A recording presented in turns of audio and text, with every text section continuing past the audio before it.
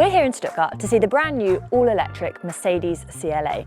And this is exciting because when the original CLA was launched in 2013, it was such an interesting car. It was all about bringing a younger demographic to the Mercedes brand, all facilitated by a lower price point and a progressive and sporty design.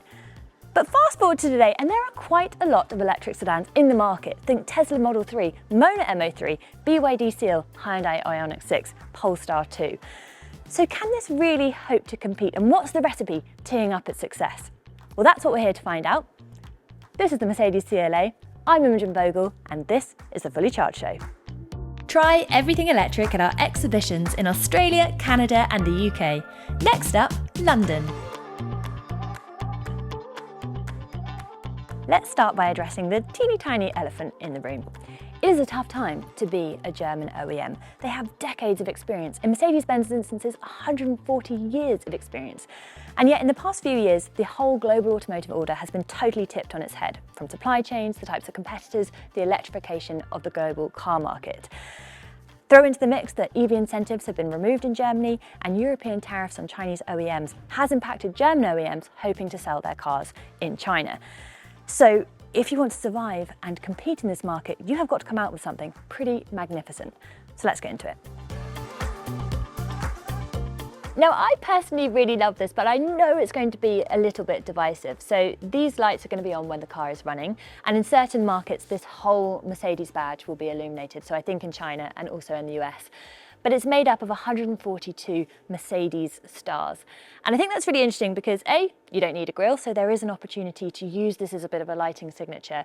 But also in this world where there are so many more electric vehicle competitors, you do need to say, hello, we are Mercedes and this is who we are, please recognize us. There is no mistaking that this is Mercedes from the prevalence of that Mercedes logo. But also this is a really nice opportunity to have different signatures, so it can flash in different ways to greet you, to say goodbye, sort of indicate how it's charging or not, as the case may be. And also there's another nod to the Mercedes star in the headlights, and I do think it's a really nice touch.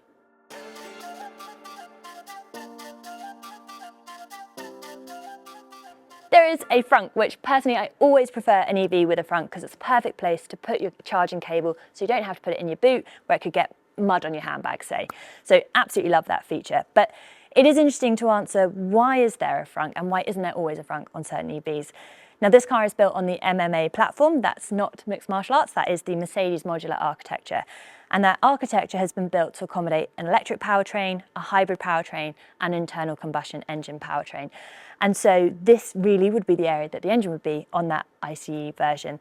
And I think that is the interesting thing about these legacy brands. They're having to appeal to a broad range of customers on different parts of their electrification journey. We're really excited to partner with Duracell Energy to showcase their amazing renewable energy solutions. If you want to reduce your energy bills and join the renewable energy transition, installing home battery storage and solar panels at home is a great way to start. Duracell Energy's ecosystem of products typically partners with solar panels, but they can be just as effective without it, particularly for electric vehicle owners or anyone looking to take control of their energy. And with Duracell Energy's Platinum Homeowner offer, viewers can get a custom service that pairs you with top quality products and the best installers in your area. Duracell Energy's batteries, inverters and EV chargers work together on one easy-to-use app. With features like dynamic tariff integration and grid services, you'll be able to maximise your return. Ready to get started? You can get your quote today. And don't forget, we're also giving away a Duracell Energy Bunny in every episode.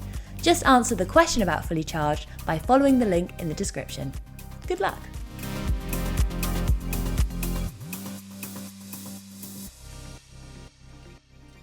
At the rear, we also see a load of nods to the Mercedes logo as well in those rear tail lights. So if you're driving behind this thing, there is absolutely no guessing which car is the car in front. Now, I think what this car does extremely well is sort of combine those quite sharp, those quite progressive, those quite sporty lines of which the CLA is so famous for, with those kind of swoopy, soft shapes. I think it blends those two worlds in a really, really nice way. And of course, we have the boot, which it's not a hatchback, it's pretty big. I think it's 435 litres and shuts, ooh, quite aggressive way, but like that. So some stats for you. Depending on whether you go for the CLA 250 Plus or the CLA 350 4MATIC, there is a range of either 670 kilometres up to 792 kilometres, which is extremely impressive. And if you think about it, that is like driving to and from work every day for 2 weeks without needing to charge. Now, part of that comes down to the fact that it has a pretty big battery, 85 kilowatt hours NMC. There is a little bit of silicon oxide in there in those anodes, which helps improve that energy density. There is an LFP version coming soon. I think that will be a 58 kilowatt hour battery. In terms of efficiency, this has an efficiency, or a stated efficiency, again, we can't validate that until we've actually driven it, of 6.8 kilometers per kilowatt hour, which is about 4.2 miles per kilowatt hour. So impressive, but certainly not game-changing, certainly not class-leading, but pretty good. And part of that is enabled by the fact it has a drag coefficient of 0.21. Now, that is interesting because when the original CLA came out, it had a drag coefficient of 0.22, which at the time was totally class-leading. And nowadays, we are seeing more and more cars with a drag coefficient of 0.21 and even less. It is slightly easier to achieve by having those swoopy shapes, but I think what's impressive about this car is that it has a degree of swoopiness, but also maintains some of those slightly more aggressive and forthright lines as well. So we'll let it off for just having 0.21. Charging wise, this is capable of adding 300 kilometers of range in just 10 minutes using a 320 kilowatt DC charger. That is in thanks in part to its 800 volt architecture.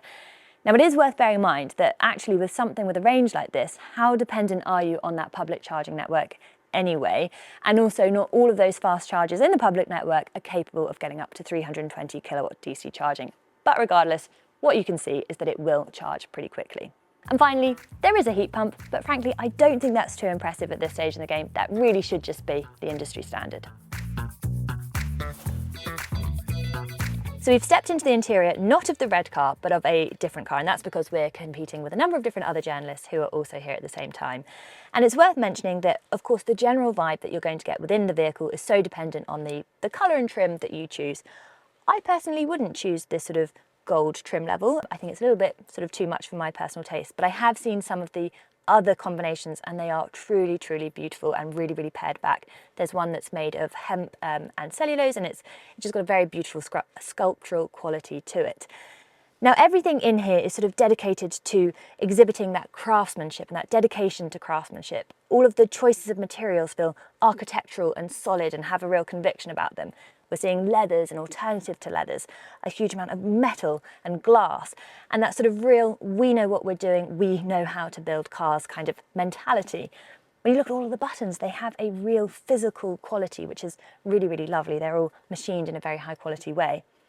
But also this interior has been inspired by a Zen garden mentality. That is the marketing material speaking there.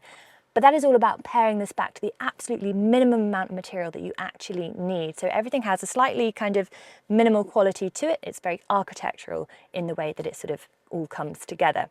But you can have the most beautiful stitching in the world and the most, exquisite dedication to demonstrating that craftsmanship. But heaven forbid there is a poor Bluetooth connection to your infotainment system and all hell breaks loose.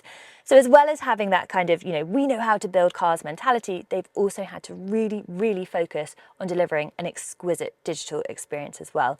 So in front of me here, we have this Mercedes mega screen, which spans the entire width of the cabin. And either side are these two sort of jewel-like air vents, which actually are inspired by jet engines. And I think that is slightly misplaced in the electric era, but we'll forgive it. They're machined very nicely. So this is really interesting because there is a load of integration with things like ChatGPT, with Gemini, and making the system as intelligent as they possibly can. Now, the other thing that I want to point out is that we are not seeing this in this car because we've currently got the screen turned off, but there is a screen available to the passenger, and on there they can game. It also comes with a console. They can stream those games. They can also watch movies. And there is a camera here which has two functions. First of all, it can detect who is driving and therefore amend the seats and all of the preferences based on who is driving and their profile, but also ensures that the driver is not looking at that screen and getting too distracted. As soon as they look over at that screen, the screen stops. And I do think that this is really interesting because we are moving towards these incredible digital experiences where you've kind of got a home from home, you're having these technology experiences that match those you expect of your TV, your smart home, your phone, etc. And yet, I do feel there's an element that takes away the joy of driving in the car with somebody, not having to look each other in the eye and being able to have those really, really open discussions?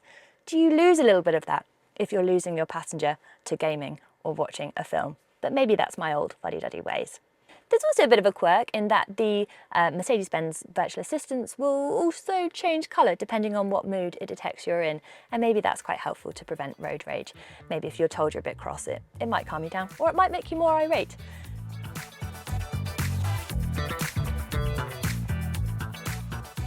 So what do I think about all of this? Well, of course, it is extremely nice. It's a Mercedes-Benz, you would expect nothing less. But of course, how you feel about that niceness is contingent on that price. And whilst we don't know the price for sure, we do have it on good authority that it is south of 50 and starts with a 4. And in that case, that's when things start to become extremely, extremely interesting. And I think what Mercedes-Benz have done very well here is to not look for those incremental gains, to not focus on, all of the performance stats, but actually think about what people care about in this electric era and execute that exquisitely. Amazing digital experience, beautiful interiors, and it'll be really interesting to see what it's like out on the road.